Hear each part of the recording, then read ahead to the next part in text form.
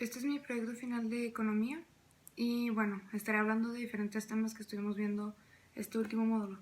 Y bueno, el primer tema es el consumo privado. Y bueno, ¿qué es el consumo privado? El consumo privado es básicamente los gastos que hacen personas, familias, empresas y organizaciones en productos y bienes de un lugar.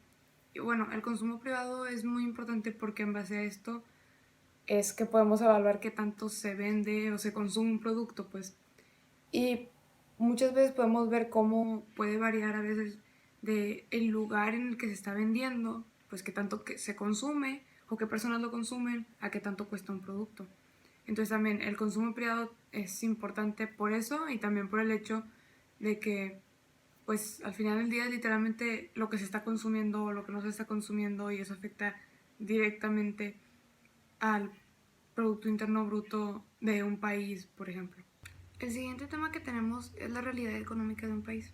Y bueno, la realidad económica de un país es pues literalmente el estado de un país, qué tanto suceso ha tenido un país económicamente hablando o qué tantas crisis ha tenido y pues muchas veces es pues se puede medir como qué tan estable está la economía de un país, qué tanto está dependiendo de otros países, si le está yendo bien, si le está yendo mal.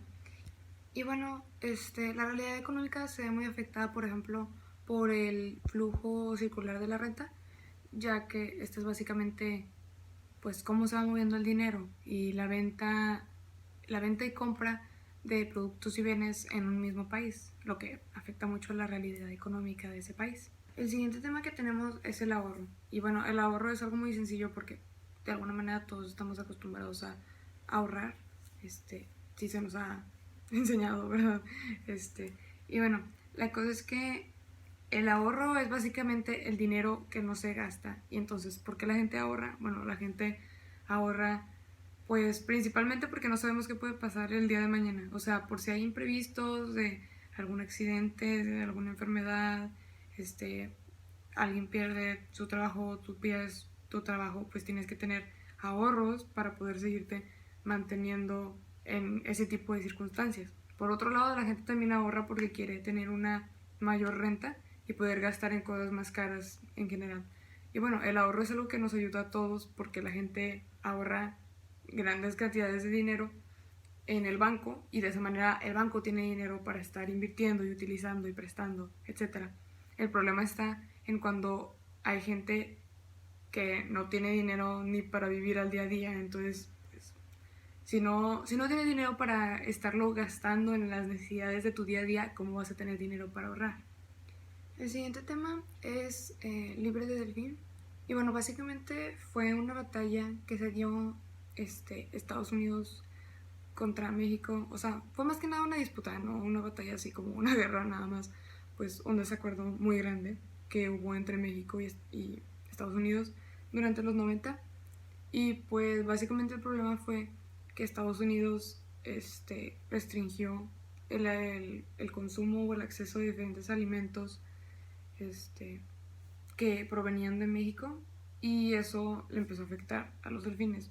Entonces, pues al final, después de 10 años de esta disputa, al final pues ganó Estados Unidos con todo esto del etiquetado del atún y pues sí, ese es como que el resumen de lo que pasó. Fue algo muy tardado y había muchas posturas diferentes, pero pues al final ganó Estados Unidos. Bueno, el siguiente tema es pues los tratados y acuerdos de México. Y bueno, este es un tema importante porque en general, pues todos los lugares tienen diferentes reglas que son para pues tener una mejor convivencia y que todo el mundo esté de acuerdo en lo que se debe hacer o lo que no se debe hacer. Y bueno, en el caso de los tratados y acuerdos, estos sirven para poner reglas y delimitar las cosas que se pueden hacer o no se pueden hacer en lugares específicos. Y bueno, si lo vemos de esta manera, más que nada, pues como país, qué cosas permites y qué cosas no permites, y entre países cómo te pones de acuerdo con los otros países y qué alianzas tienes, etcétera. Y pueden ser sobre muchas cosas, pueden ser cuestiones de visas, de que cómo es la visa, qué gente entra, gente que no entra, o pueden ser cosas como pues más comerciales, como qué cosas vendemos, qué cosas permitimos, qué cosas no permitimos que entren. Pues sí, así hay muchas cosas. Y bueno, pues eso ya depende también como que mucho del país y de las posturas y lo que aceptan y lo que no. Pero bueno, actualmente México tiene varios tratados o acuerdos con diferentes países y dos de los más importantes son los 12 tratados de libre comercio que tiene con 46 países diferentes y 32 acuerdos para la promoción y protección recíproca de las inversiones con 33 países diferentes. Estos dos acuerdos o tratados son muy importantes porque ayudan a que México tenga una mejor relación con otros países comercialmente, pues eso nos ayude y les ayudemos a los otros países a estar bien o estar mejor. Muy bien, el siguiente tema es el proteccionismo. Y bueno, ¿qué es lo que busca en sí el proteccionismo? ¿O qué es lo que hace? Bueno, o sea, lo que hace es que pone limitaciones a los productos extranjeros para que no haya tantas importaciones y entonces, bueno, sí, en general, que no haya tantas importaciones y que entonces se consuman más pues productos locales y así. Y pues lo que se busca en sí es que al país le vaya mejor porque la gente consuma las cosas del mismo país. Pero ya puesto en práctica realmente no funciona muy bien de esa manera porque pues ya no hay tanta competitividad. Entonces los productos o bienes de un país se vuelven como que más mediocres porque pues es como pues yo no tengo tanta competencia, a mí como que me van a comprar o consumir lo que yo vendo porque no es como que haya mucha gente que lo venda o no hay pues productos extranjeros que sean mejores que el mío. Entonces lo hago medio mediocre y la gente como quiera me lo va a comprar. Entonces pues realmente no es algo que ayude mucho al país porque entonces hay menos opciones y las opciones empiezan a volverse cada vez peores. Y pues en general hace que haya menos productividad. Entonces pues eso dice bastante de cómo afecta negativamente. Bueno, ahora voy a hablar de los factores que impiden que el desarrollo económico crezca.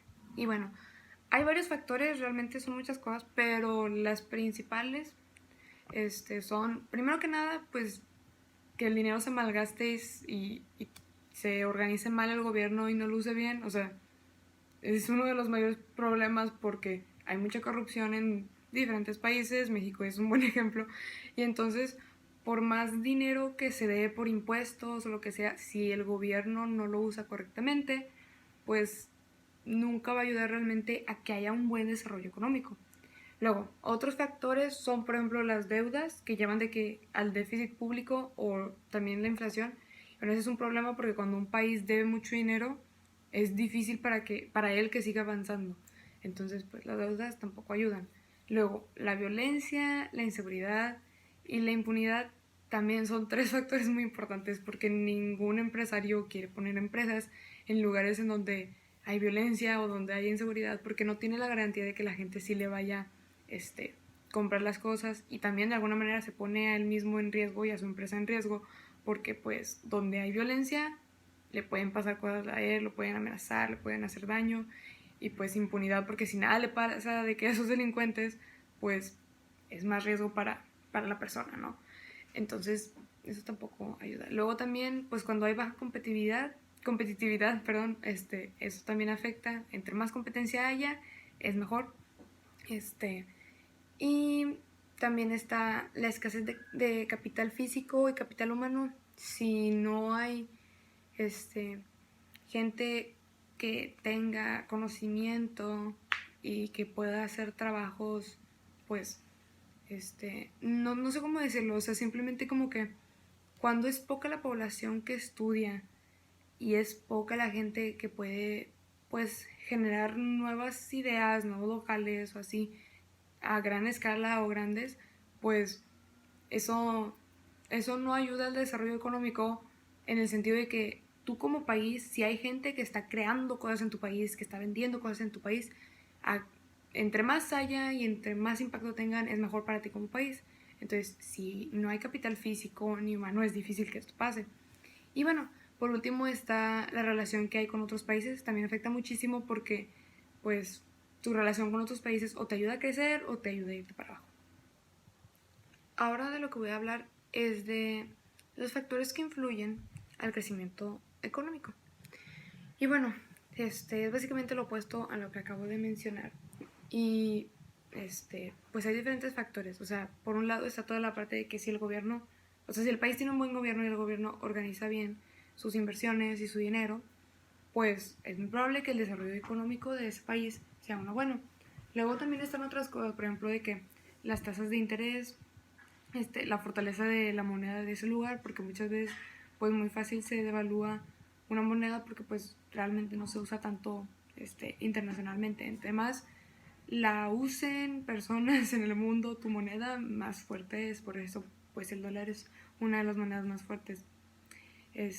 Y bueno, también está el impacto ambiental como uno de los factores y la salud económica en general. O sea, eso pueden ser dos puntos diferentes, porque en parte es como que la salud de tu población, qué tal está la salud de tu población, eso es algo que puede afectar mucho el desarrollo de tu economía. Y por otro lado, simplemente qué tan sana es tu economía, o sea, qué también está, qué tantas crisis tienes, qué tan bien te va o qué tan mal te va. También la inversión que hay con otros países, porque eso afecta totalmente a la productividad, que es uno de los factores más importantes que influye a que le vaya bien a un país. El avance tecnológico también es un factor muy importante, porque pues muchas veces a un país le va bien porque tiene tecnología de que muy alta, que le ayuda a crear las cosas de una manera más rápida o más eficaz y hace que pues gane más dinero y le vaya bien. Y en general pues cuando un país tiene un buen capital físico y humano, eso es algo súper bueno que ayuda bastante.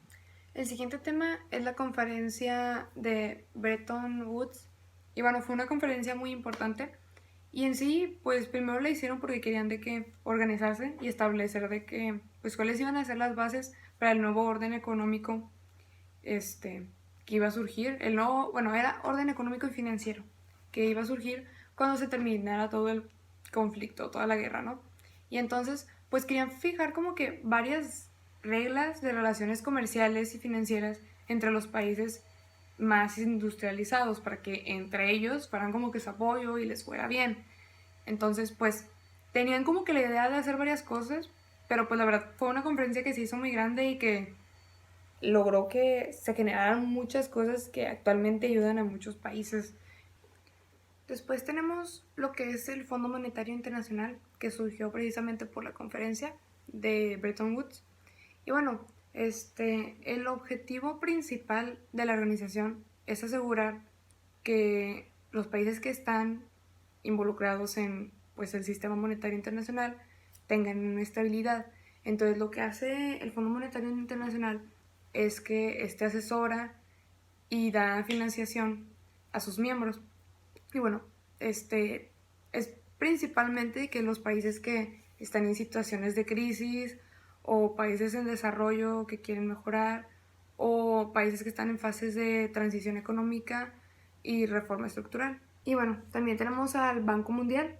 Este también surgió por la conferencia de Bretton Woods y tiene diferentes, pues, ¿cómo se dice? O sea, de que como objetivos o cosas que hace, pues, pero su trabajo principal en sí es ayudar a países que están en desarrollo y que necesitan, pues, apoyo económico, y los apoya a través, principalmente de préstamos y créditos.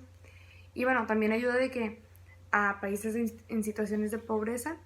Y pues algo muy importante es que mientras hace todo esto de estar ayudando a estos países que necesitan ayuda económica, es que lo hace con el compromiso de garantizar el crecimiento de estos países, que sea sostenible y que genere un beneficio que llegue a todos y contribuya a todos, y que realmente se reduzca la pobreza y la desigualdad en ese país para que realmente se esté desarrollando el país y le vaya mejor. Y bueno, eso es todo. Muchas gracias.